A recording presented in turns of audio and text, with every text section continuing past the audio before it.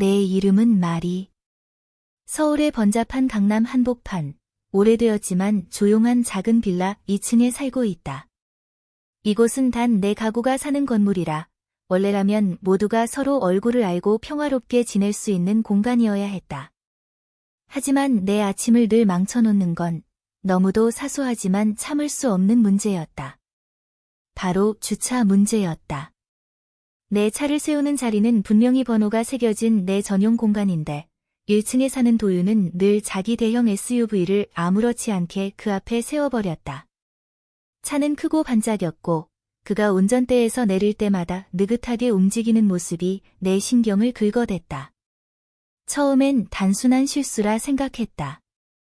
아침 7시, 잠에서 덜 깬 얼굴로 그의 초인종을 눌렀다. 그는 늘어난 흰 티셔츠에 헐렁한 운동 반바지 차림으로 문을 열었다. 머리는 부스스했고 얼굴에는 나른한 미소가 떠 있었다. 좋은 아침이에요. 마리 씨, 무슨 일로? 무슨 일이냐니요? 제 자리 막으셨잖아요. 내가 날카롭게 말하자 그는 고개를 기울이며 태연하게 대답했다. 아, 거기요? 전 그냥 공동구역인 줄 알았는데요. 공동구역이라니요. 번호가 새겨져 있는데 못 보셨어요? 도윤은 짐짓놀란 표정을 짓더니 갑자기 키득 웃었다.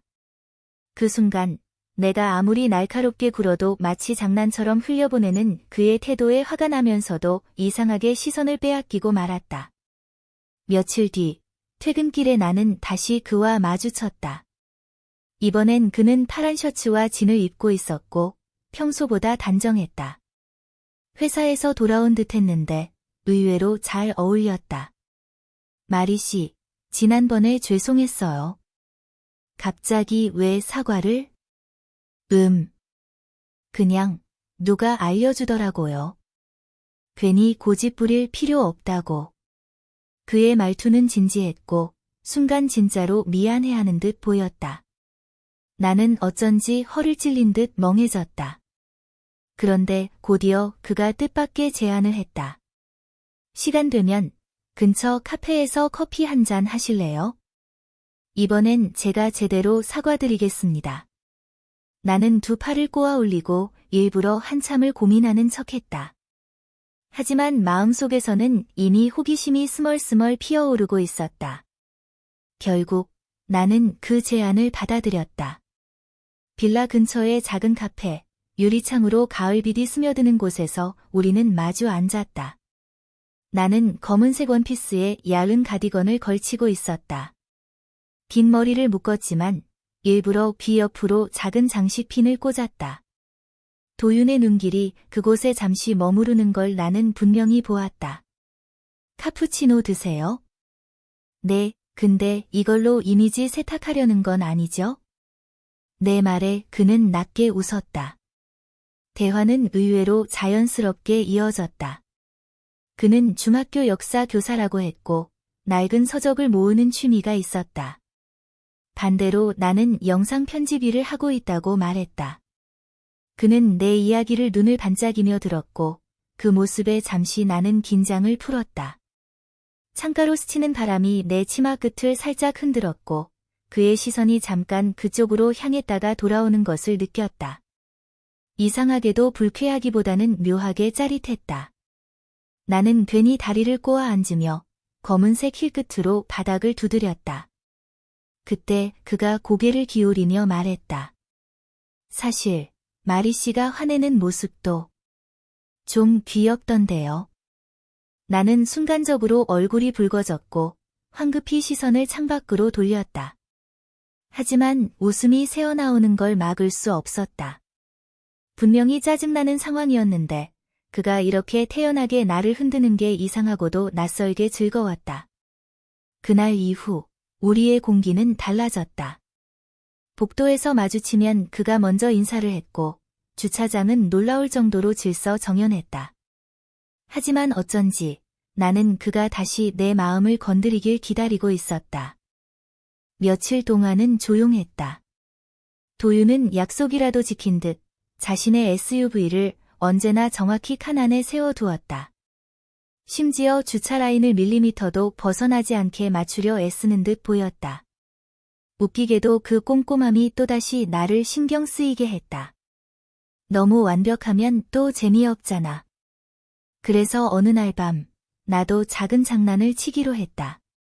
내 컴팩트한 은색 승용차를 일부러 그의 자리 앞쪽에 딱 절묘하게 걸쳐 세워둔 것이다. SUV를 꺼내려면 애를 꽤 써야 할 정도로. 스스로 피식 웃으며 집으로 올라갔다. 다음 날 아침, 예상대로 문을 두드리는 소리가 났다. 아직 커피도 다 마시지 않았는데. 문을 열자 깔끔한 흰 셔츠 차림의 도윤이 서 있었다. 눈썹을 찌푸리면서도 입꼬리는 올라가 있었다. 진심이에요, 마리 씨? 이제 제 방식까지 따라 하시네. 나는 양손을 허리에 올리고 고개를 갸웃했다. 무슨 소리인지? 저는 그냥 공동구역인 줄 알았는데요. 그는 한숨을 내쉬더니 순간 짧게 웃었다. 그 웃음소리, 은근히 가슴을 간지렸다. 알겠어요. 오늘은 제가 졌습니다. 근데 저 회의가 있어서 급한데. 차 좀 빼주실 수 있을까요? 그럼 대가가 필요하겠네요. 대가요? 네, 지난번 커피 정도로는 부족하거든요. 그의 시선이 내 얼굴을 천천히 훑었다가 내 발목까지 내려갔다. 오늘 나는 무릎 위까지 오는 검은 치마에 얇은 스타킹, 그리고 은빛 스트랩 하이힐을 신고 있었다. 한국 여자들이 즐겨 신는 날렵한 굽 모양, 걷기 불편해도 나만의 무기처럼 느껴졌다. 그의 눈길이 거기에 잠시 머물렀다. 그럼 그는 낮게 중얼거리며 미소를 지었다. 저녁 식사요. 제대로 된 자리에서. 트러블 없는 평화 협정. 나는 일부러 웃음을 참으며 턱을 괴었다. 저녁 식사라. 괜찮을지도. 차를 빼주고 난 뒤 복도에서 그와 다시 마주쳤을 때 그는 내게 은근히 다가와 속삭였다. 오늘 밤 7시. 괜찮죠? 저녁 거울 앞에서 나는 한참을 망설였다. 결국 단정한 베이지색 블라우스에 얇은 진주 귀걸이, 무릎 길이의 하늘색 플리츠 스커트를 입었다. 구두는 낮은 굽의 크림색 로퍼. 지나치게 화려하지 않지만 분명히 의도된 만남용 차림이었다. 식당은 강남의 조용한 한정식 집이었다. 따뜻한 조명 아래 그는 넥타이를 매지 않고도 말끔했다. 식탁 위에 놓인 도자기 그릇과 내 치마 끝을 스치는 공기까지 어쩐지 어색하게 설레었다. 마리 씨, 이렇게 차려입은 모습. 처음 보네요. 말 조심하세요. 괜히 우쭐해질 수도 있으니까. 이미 충분히 우쭐했는데요. 그의 장난 섞인 눈빛은 어쩐지 진심 같았다. 식사 중간중간 그는 내 손목에 살짝 스치는 듯 숟가락을 건네거나 물잔을 잡아주곤 했다. 그 미묘한 스침에 심장이 쿵 내려앉았다. 식사가 끝날 무렵 그는 조심스럽게 말했다. 오늘은 그냥 돌아가기 아쉬운데요. 나는 일부러 시선을 피하며 가볍게 웃었다. 아쉬우면 내일 또 보면 되잖아요. 아니요. 오늘이니까 더 특별한 거죠. 그의 말투는 농담 같으면서도 진지했다. 가게를 나서며 밤 공기가 불어와 내 치마를 흔들었다. 나는 두 손으로 치마자락을 누르며 그를 올려다봤다. 도윤은 눈빛을 고정한 채 낮게 속삭였다. 마리 씨, 이제 규칙을 하나 깨도 될까요? 나는 대답 대신 천천히 미소만 지었다. 그날 저녁 이후 나는 이상하게 마음이 불안정해졌다. 다음 날 회사에서 일하다가도 그의 말투와 눈빛이 떠올라 집중이 되지 않았다. 규칙을 하나 깨도 될까요? 라는 속삭임이 귓가에 맴돌았다. 며칠 뒤, 주말 늦은 오후. 장을 보고 돌아와 빌라 현관 앞에 섰을 때 이미 도윤이 서 있었다. 그는 어깨에 얇은 재킷을 걸치고 있었고 손에는 무언가 작은 상자가 들려 있었다. 이거 선물이에요. 내가 의아한 눈빛을 보내자 그는 상자를 열어 보였다. 안에는 섬세한 디자인의 머리핀, 전통 자개 문양이 박힌 한국식 장식품이 들어 있었다. 마리 씨한테 잘 어울릴 것 같아서요. 사실 머리 풀고 있을 때가 더 예쁘다는 생각을 했거든요. 나는 순간 당황해 머리카락을 만지작거렸다. 갑자기 이런 건 왜 주는 거예요? 사과 겸, 또 약속 겸 앞으로는 절대 주차 문제로는 안 괴롭힐게요. 머리핀을 집어들자 빛이 반사되어 은은하게 반짝였다. 괜히 볼이 뜨거워졌다. 나는 시선을 피하며 문을 열었지만 그가 묘하게 내 뒤를 따랐다. 내 방 안, 커튼 사이로 해질녘의 노을빛이 들어왔다. 나는 본능적으로 거리를 두려 했지만 그는 문 앞에 서서 머뭇거렸다. 잠깐만 들어가도 될까요? 오늘은 그냥 이야기가 하고 싶어서. 나는 한숨을 내쉬고 손을 내저었지만 결국 자리를 허락했다. 그는 신발을 벗고 들어오면서 내 거실을 천천히 둘러봤다. 책상 위에 놓인 카메라 장비들, 소파 위에 얇은 담요까지. 정말 마리 씨다운 집이네요. 깔끔하면서도 뭔가 아늑해요. 빈말은 필요 없어요. 빈말 아니에요. 나는 티 테이블에 머리핀을 올려놓고 슬쩍 다리를 꼬아 앉았다. 오늘은 연한 베이지 톤의 니트 원피스.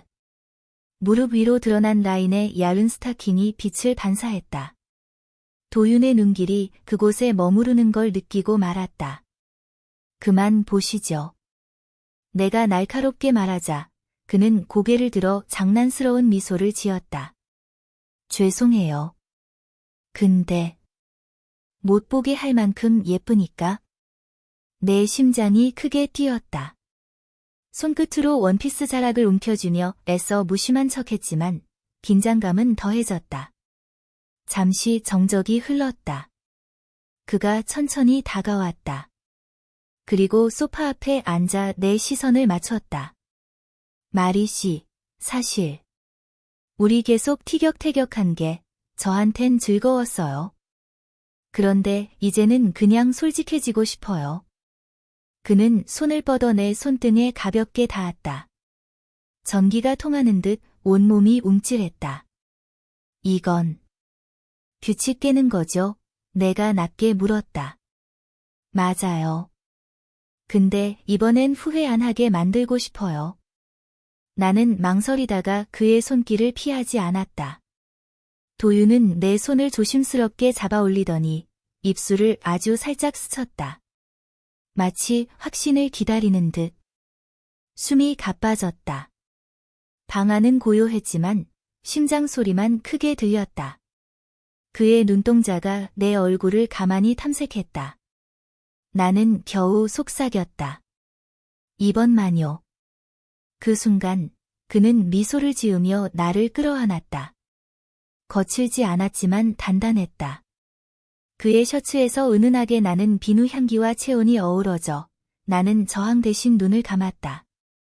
우리는 소파에 나란히 앉아 한참을 그렇게 있었다. 손가락이 맞닿고 시선이 엉키고 호흡이 섞이는 시간. 그는 끝까지 무리하지 않았다. 하지만 오히려 그 절제가 더 나를 흔들었다. 마리 씨. 그가 낮게 불렀다. 이제 나 그냥 좋은 이웃이 아니라 더 되고 싶어요. 나는 대답 대신 긴장된 웃음을 터뜨렸다. 하지만 속으로는 이미 알았다. 나도 이 남자를 기다리고 있었다는 걸. 그날 이후 우리는 눈에 띄게 가까워졌다. 엘리베이터에서 마주치면 자연스럽게 미소가 오갔고 퇴근길에 함께 걸어오는 일이 잦아졌다. 하지만 이상하게도 서로 더 깊게 다가가는 순간마다 공기가 묘하게 무거워졌다. 어느 저녁 비가 추적추적 내리던 날이었다. 나는 하늘색 블라우스에 검은 슬림 팬츠, 그리고 무릎까지 오는 부츠를 신고 집에 돌아왔다. 현관 앞에는 이미 도윤이 서 있었다. 그는 검은 우산을 접으며 말했다. 마리 씨, 혹시 오늘 같이 라면 먹을래요? 나는 피식 웃었다. 라면이요? 이 비 오는 날에? 네, 딱 맞잖아요. 라면에 막걸리 한 잔. 결국 나는 그의 집으로 향했다. 1층, 작은 거실엔 은은한 조명이 켜져 있었고, 벽에는 그가 말했던 역사책과 지도가 가득했다. 의외로 깔끔했다. 생각보다 정리 잘 하시네요. 내 말에 그는 장난스럽게 웃었다. 오늘 손님 온다고 급히 치운 거예요. 테이블 위에 라면 2그릇이 놓였다. 김이 모락모락 올라오고 비 냄새와 섞여 더욱 따뜻하게 느껴졌다. 나는 젓가락을 들며 괜히 발끝으로 바닥을 툭툭 두드렸다. 오늘은 얇은 검정 스타킹 위에 긴 부츠를 신었는데 그 시선이 내 다리에 잠시 머무르는 걸 분명히 느꼈다. 또 훔쳐보네요. 내가 웃으며 말하자 그는 멋쩍은 듯 눈을 돌렸다. 죄송해요. 근데 솔직히 예뻐서. 라면을 다 먹고 막걸리를 한 잔씩 기울이자 공기가 달라졌다. 비 소리는 창문을 두드리고 조명은 부드럽게 우리 얼굴을 감쌌다. 도윤이 천천히 손을 뻗어 내 손목을 감쌌다. 마리 씨, 나 사실 매일 기다렸어요. 복도에서 마주칠 때 혹시 오늘은 내 마음 조금이라도 보일까 싶어서. 그의 손길은 뜨겁고도 조심스러웠다. 나는 순간 웃음을 흘리며 그의 손을 뿌리칠까 고민했지만 오히려 손가락을 더 단단히 맞잡았다. 이거 규칙 많이 깨는 거 아시죠? 알아요. 근데 멈출 수가 없네요. 그는 자리에서 일어나 내 앞에 섰다. 가까이 다가오자 그의 체온과 숨결이 그대로 느껴졌다. 나는 본능적으로 뒷걸음질 쳤지만 벽에 다다라 멈췄다. 그가 천천히 손을 들어 내 머리카락을 귀 뒤로 넘겼다. 그 손끝이 스칠 때마다 온몸이 긴장했다. 마리 씨. 지금 쫓아내셔도 돼요. 그가 낮게 속삭였다. 나는 대답 대신 눈을 감았다. 그 순간 그의 입술이 내 이마에 살짝 닿았다. 아주 부드럽고 느리게. 직접적인 것이 아니었는데도 숨이 막힐 만큼 강렬했다. 밤은 깊어가고 비는 여전히 멈추지 않았다.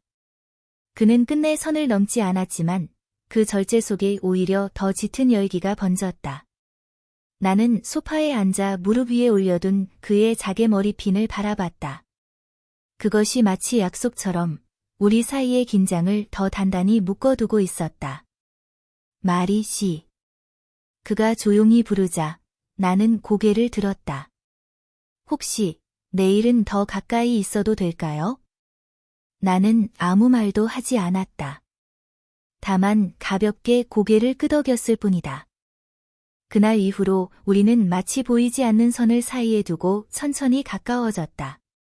주차장은 더 이상 전쟁터가 아니었고 복도에서 마주칠 때마다 작은 인사와 웃음이 오갔다. 하지만 동시에 우리 사이의 긴장감은 날이 갈수록 무겁게 쌓여갔다.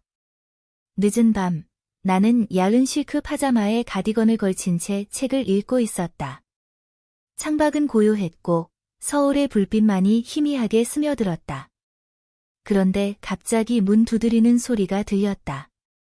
시계를 보니 밤 11시. 문을 열자 도윤이 서 있었다. 셔츠 단추는 위쪽이 2개쯤 풀려 있었고 소매는 걷어 올려져 있었다. 얼굴은 평소처럼 여유로웠지만 눈빛은 낯설게 깊었다. 마리 씨. 잘 못 자겠어요. 오늘은 그냥 대답을 듣고 싶어서 왔습니다. 대답이라니요? 우리 더 이상 이웃만은 아니잖아요? 그 순간 심장이 크게 울렸다. 나는 무심한 척 팔짱을 꼈지만 그의 시선이 내 가슴 언저리에 스치듯 머물렀다. 야은 파자마 아래 드러난 실루엣을 나는 늦게야 깨달았다. 얼굴이 화끈 달아올랐다. 지금 들어오는 건 규칙 위반이잖아요. 내 말에 그는 천천히 웃었다. 마리 씨, 규칙을 깨자고 한 건 원래부터 저였잖아요. 거실 안, 조명은 희미했고 공기는 묘하게 달아올랐다. 나는 긴장된 손끝으로 머리핀을 만지작거렸다. 그가 예전에 건넸던 자개 장식. 도윤은 천천히 다가와 내 손에서 그것을 빼내어 소파 위에 내려놓았다. 오늘은 핀이 필요 없을 것 같아요. 그의 말에 나는 숨을 삼켰다. 그는 내 얼굴 가까이 다가왔다. 이마, 눈가, 그리고 볼끝에 입술이 살짝 스쳤다. 직접적인 키스보다 더 은밀하고 강렬했다. 그의 손길이 내 허리에 머무르자 나는 본능적으로 몸이 떨렸다. 도윤 씨. 내가 낮게 부르자 그는 대답 대신 날 더 끌어안았다. 순간 핸드폰 벨소리가 요란하게 울렸다. 우리는 동시에 놀라 몸을 떼었다. 화면에 떠있는 이름 그의 약혼녀. 내 심장은 얼어붙었다. 그는 황급히 전화를 꺼버렸지만 이미 늦었다. 나는 벌떡 일어나 그를 노려보았다. 약혼자요? 지금까지 나한테는 마리 씨, 오해예요. 정리 중이에요. 진짜예요. 정리 중이라고요? 분노와 실망이 한꺼번에 몰려왔다. 방금 전까지 달콤하던 공기는 송두리째 무너졌다. 그는 다급히 손을 뻗어 나를 붙잡으려 했지만 나는 매섭게 뿌리쳤다. 이제 알겠네요. 주차장이 아니라 내 마음까지 막아버린 건 당신이었어요.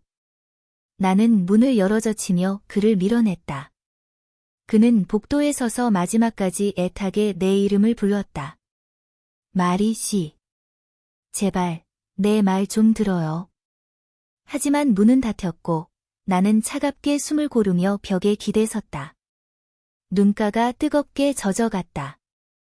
거실 테이블 위, 자개 머리핀이 고요히 빛나고 있었다. 그리고 나는 알았다. 이것은 끝이 아니라 시작이라는 걸.